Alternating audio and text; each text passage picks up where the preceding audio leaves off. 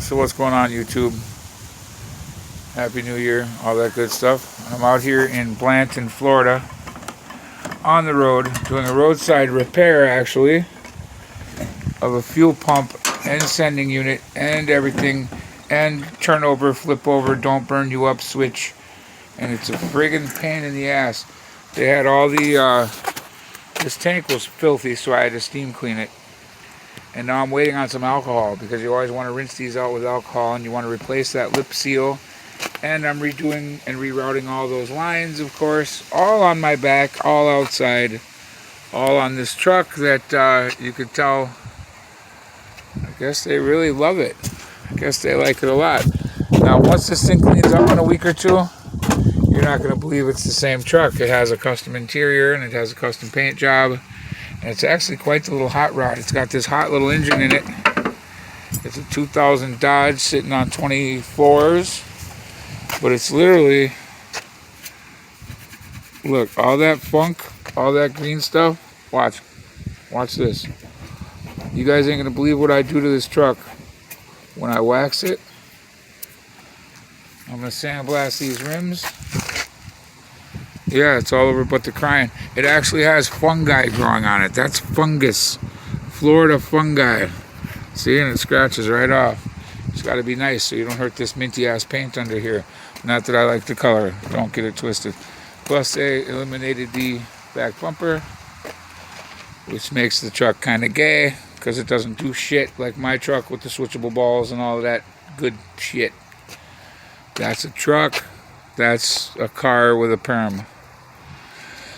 And I agreed to do this job for fucking cheap. Excuse my French, and now I regret it. Because just the tank cleaning outing and removal would have been $500. This job should be $600 labor. Fucking all day. So he's still giving me $200. I don't give a fuck. Or I will uninstall my parts at a later date, and that will be your ass. Don't mess with the mechanic. He's seen all the work I had to do. Everything I touched on this truck broke.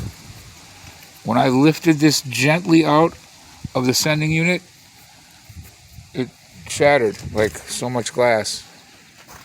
Now, luckily for me, if you guys have ever seen a piece of shit like this in your lives, so it's a floating top, so it had to have extra wires so it can fucking bob up and down like a carousel.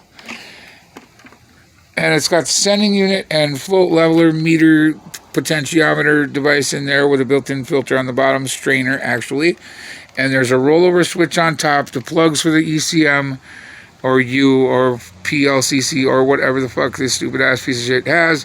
And then this is the top of your, it must be the fuel pressure regulator. I don't know what else it could be because the pump's down there. That goes to the direct line and this goes to your carburetor. So, what a shit show. I got a new lip seal. I had to cut this off. I guess it does. Let me see. No, it doesn't. Oh, it does. It does. Oh, it does. Thread.